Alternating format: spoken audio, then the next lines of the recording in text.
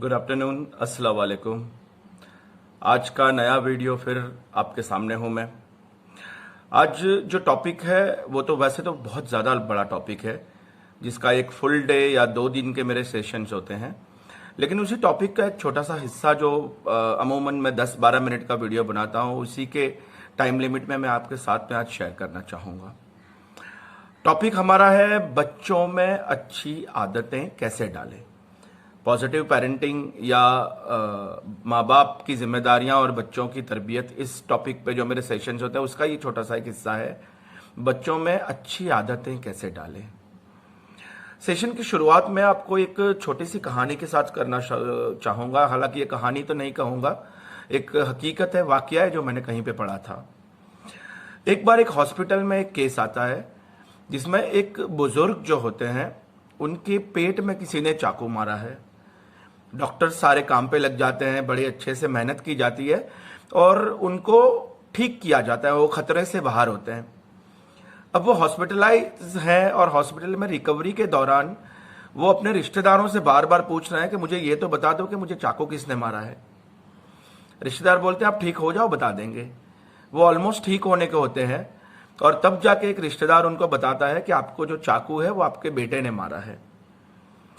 कहा जाता है कि जब ये बात सुनी उसके बाद वो बिल्कुल खामोश हो गए। ना वो किसी से कुछ बात करते थे, ना कुछ बोलते थे, ना पूछते थे, कुछ भी नहीं करते थे। हालांकि मेडिकल टर्म्स के हिसाब से वो अब छुट्टी देने की तैयारी में थे, उनको ऑलमोस्ट रिकवरी आ गई थी। डॉक्टरों का कहना है कि ये 3 से 4 दिन की खामोशी के बाद अचानक जो है वो उनकी डेथ हो जाती है। सारे डॉक्टर्स मिलके रीजन ढूंढने की तलाश करते हैं, रीजन तो नहीं मिलता, लेकिन उनमें से ही एक डॉक्टर का एक सेंटेंस होता है। वो कहते हैं कि उनकी डेथ तो उसी दिन हो गई थी जिस दिन उन्होंने सुना था कि उनके बेटे ने ही उनको चाकू मारा है। बस बाकी तो वो सिर्फ वक्त गिन रहे थे। छोटा सा किस्सा है, मैसेज बहुत बड़ा है हम सबके लिए। होता ये है ना कि कई बार हमारे बच्चों को काबिल बनाने के लिए, उनको मैनर सिखाने के लिए, उनको दुनियावी इल्म देने के लिए, उनको पैसा कमाते सिखाने के लिए हम बहुत ज़्यादा सख्ती कर देते हैं उनके ऊपर। और ये जो सख्ती है वो उनके सबकॉन्शियस माइंड में ऐसी घुस जाती है कि वो अपने पेरेंट्स को कई बार दुश्मन मानने लगते हैं। हालांकि उन्होंने जितना भी एथिक्स सीखा है, लोगों को देखा है, वो बाहर से चाहते हैं कि वो अपने पेरेंट की इज्जत करे, लेकिन दिमाग में कहीं ना कहीं ऐसी नेगेटिविटी घुसी है कि वो उनके साथ में एग्री नहीं करते उनके डिसीजंस में। तो आपको क्या सिखाना है अपने बच्चों को? बेसिकली ये कमी कहां पर रह गई है, हमको सिखाना क्या है बच्चों को?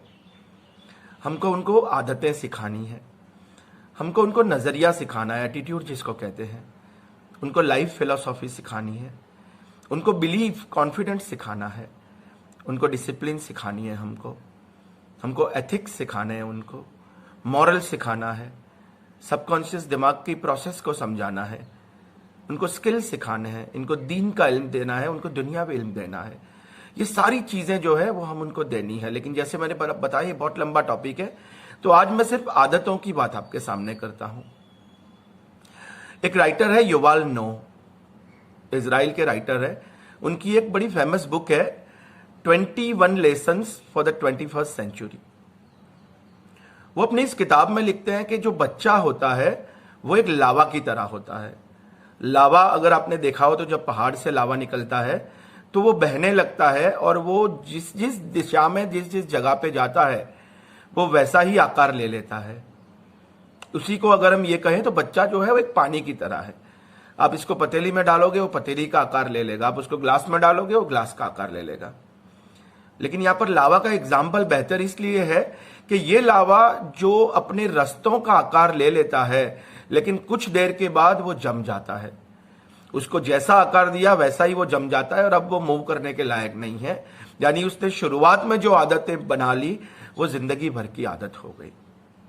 मैं क्विक कुछ 4-5 आदतों के बारे में आपसे डिस्कस करता हूं। नंबर 1, बच्चों को जिस बात से शाबाशी मिलती है वो उनकी आदत बन जाती है। कई बार होता है कि बच्चा छोटा है, वो किसी हैंडीकैप, किसी अपाहिज की एक्टिंग करता है, हम लोग हंसते हैं, हम लोग जोर जोर से हंसते हैं, हम उसको शाबाशी देते हैं, उसको लगता है कि मैं कुछ अच्छा कर रहा हूं। और फिर वो जिंदगी भर या तो दूसरों को नीचा देखता है या तो खुद इस तरह की चाल का आदती हो जाता है। अब कुछ भी करो, अगर आप उसको एक छोटी सी चीज चोरी करने पे शाबाशी दोगे, इग्नोर करोगे, वो उसकी आदत बन जाएगी। अगर आपने किसी को हेल्प करने के लिए शाबाशी दी तो वो भी उसकी आदत बन जाएगी। आप पे डिपेंड है कि आप उसको एक्नॉलेज क्या करते हो। आदत 2, गलतियों पे पर्दा डालना। ये अमूमन माँ जो है उनका नेचर होता है। बच्चा कुछ भी करता है, हम कहते हैं कि नहीं नहीं मेरा बेटा हो ही नहीं सकता। कई बार स्कूल में टीचर बुलाते हैं, कहते हैं आपके बेटे ने पड़ोस वाले को मार दिया। आप बोले नहीं मेरा बच्चा कर ही नहीं सकता, वो तो बहुत सीधा है। मेरी बात एक याद रखना हमेशा कि हर किसी को अपने बच्चे में कभी भी कोई वीक पॉइंट नहीं दिखता, कभी भी कमी नहीं दिखती, लेकिन इसका मतलब ये नहीं है कि बाकी लोग गलत बोल रहे हैं। कभी भी अपने बेटों की, अपने बच्चों की, अपनी बच्चियों की गलतियों पे पर्दा मत डालिए। जो लोग अपने बच्चों की छोटी गलतियों पे पर्दा डालते हैं, बड़े होके वो बच्चे क्रिमिनल एक्ट करते हैं और उनको उनमें कुछ भी बुरा नहीं लगता। तीसरी बात, बच्चों को कंपटीशन में मत डालें। मैंने कई बार देखा है कि प्राइमरी केजी स्कूल में भी जो बच्चे पढ़ते हैं और वहां पे अगर एक छोटी सी वो नींबू चम्मच वाली भी गेम है तो हम पेरेंट्स जाके उनको ताली बजाते हैं, पहले नंबर पे आ जा, पहले नंबर पे आ जा। जब बच्चा घर पे आता है तो हम उसको पूछते हैं यार टेस्ट में कितने मार्क आए, तू सबसे ज्यादा है ना, उससे तो कम नहीं आए ना तेरे, उससे तो कम नहीं आए। ये इस तरह की छोटी छोटी चीजें करके हम बच्चे के दिमाग में कंपटीशन डाल रहे हैं।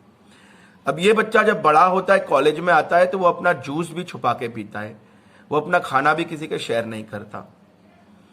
अपने बच्चों को उसकी कंपटीशन, उसके मार्क्स की जगह पे आप ये पूछिए कि बेटा आज आपने कितने लोगों को सलाम किया, आज आपने कितने लोगों की मदद की, आज आपने क्या नया सीखा। अगर इस तरह के आप सवाल करोगे तो उनके दिमाग में कभी भी कंपटीशन नहीं आएगी। यहां पर एक छोटा सा सजेशन दूंगा, अपने बच्चों को कहिए कि वो डेली अपने आप को रात को सोने के पहले 3 सवाल करें। क्वेश्चन नंबर 1, आज मैंने ऐसा क्या किया जो मुझे नहीं करना चाहिए था। क्वेश्चन नंबर 2, आज मैंने ऐसा क्या किया जो मैं और बेहतर कर सकता था। और तीसरा सवाल, आज मैंने क्या किया जिससे मुझे दिल से खुशी हुई। ये लाइफ ऑडिट के 3 क्वेश्चन है, उस पर मैं अलग से वीडियो बनाऊंगा और आपको डिटेल में बताऊंगा कि इन 3 सवालों के जवाब क्या हो सकते हैं और कैसे हम अपने आप को इंप्रूव कर सकते हैं। आदत 4, अपने बच्चों को प्रोएक्टिव होने की आदत डालें।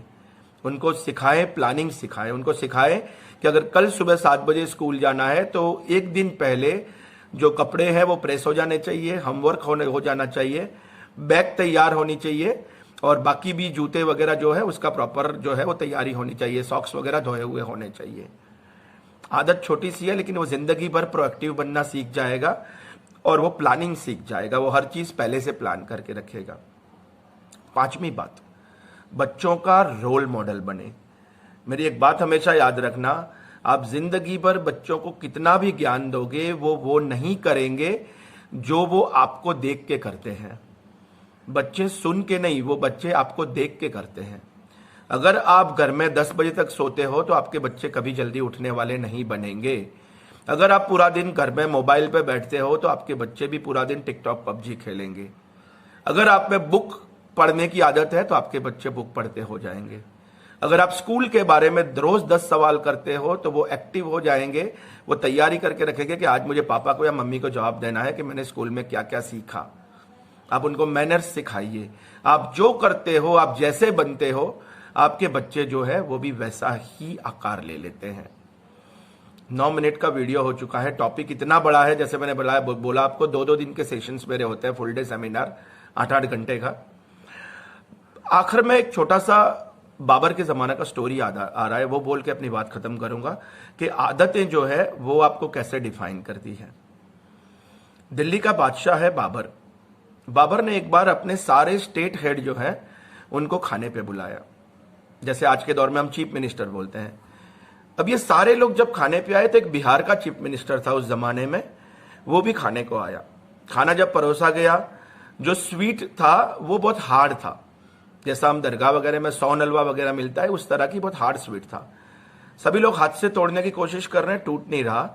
ये बंदा अपने कमर में से खंजर निकालता है और वो खंजर से स्वीट को तोड़ता है।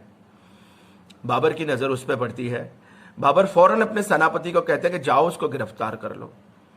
सेनापति जाते हैं उसके पीछे, वो भाग जाता है। सेनापति वापस आते हैं, कहते हैं कि वो तो हाथ में नहीं आया, लेकिन हम जानना चाहते हैं कि उसने ऐसा क्या किया कि आपने इतना जल्दी गिरफ्तारी का ऑर्डर दिया।